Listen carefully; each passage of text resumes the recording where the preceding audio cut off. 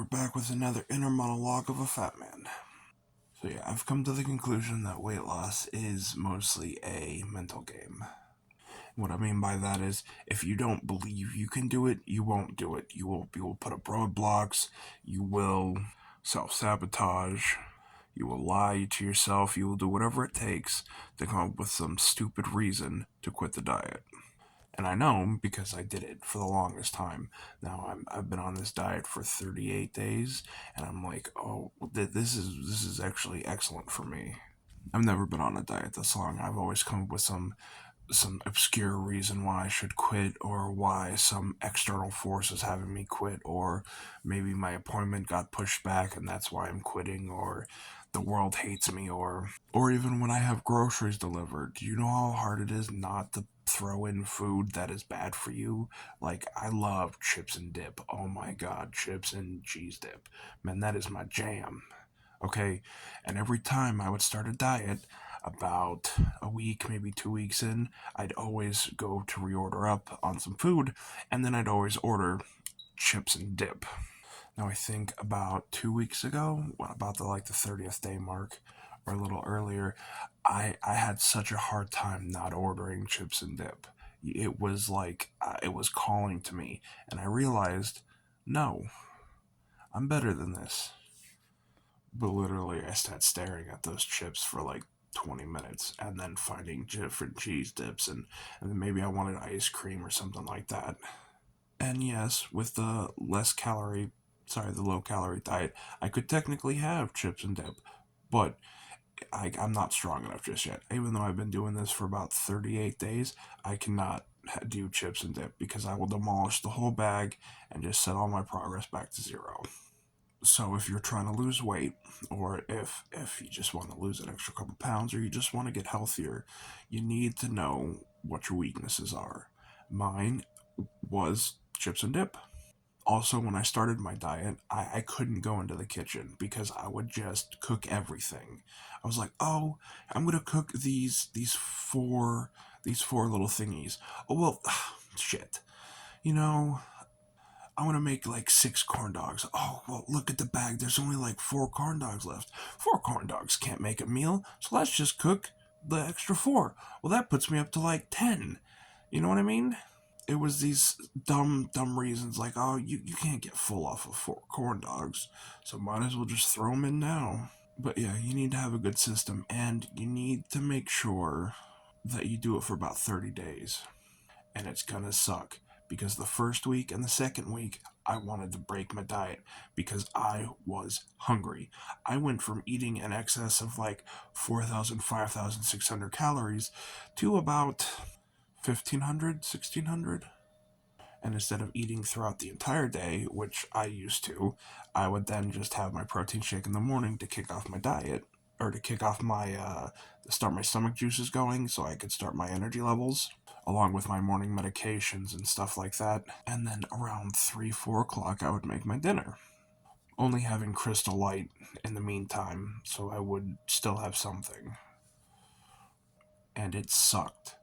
I was hungry. I couldn't go into the kitchen. I literally had to have my roommate help and make the food, or at least come in there with me to keep me honest, because I was finna do something bad.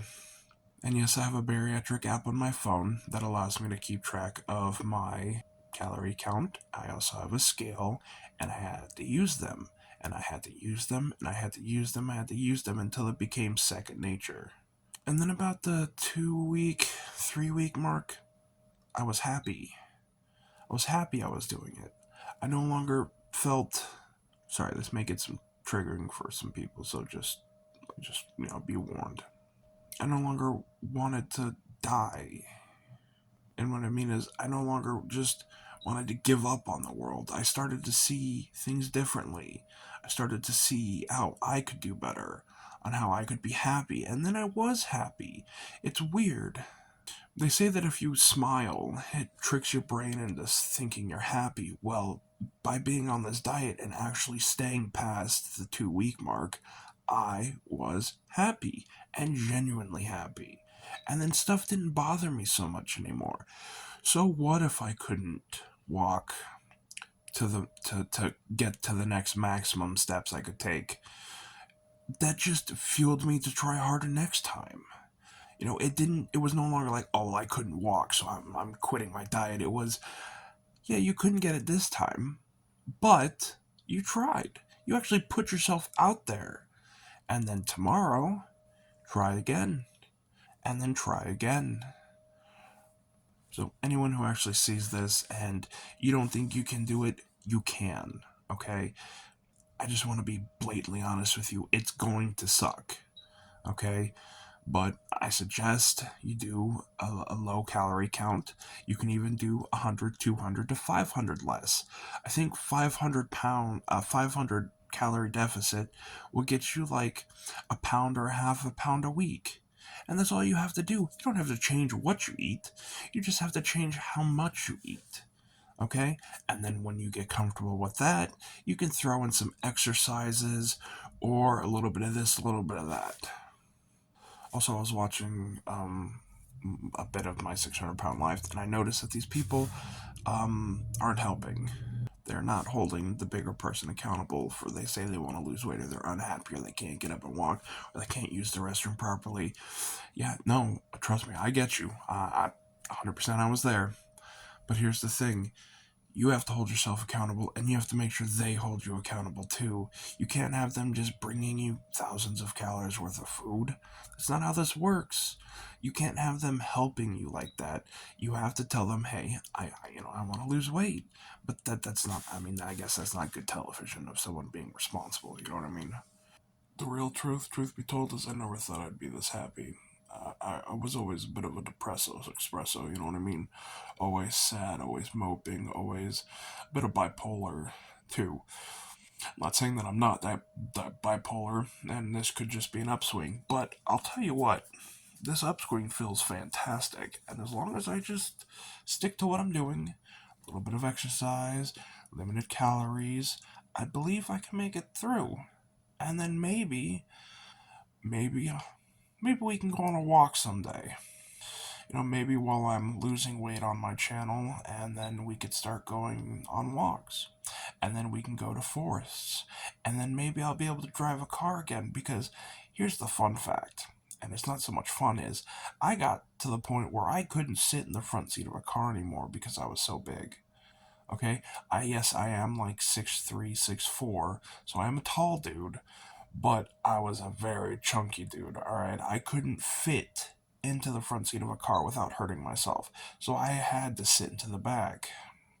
And back, even when I was like, I don't know, maybe I was like 400 at the time, my stomach would rub against the steering wheel, you know what I mean?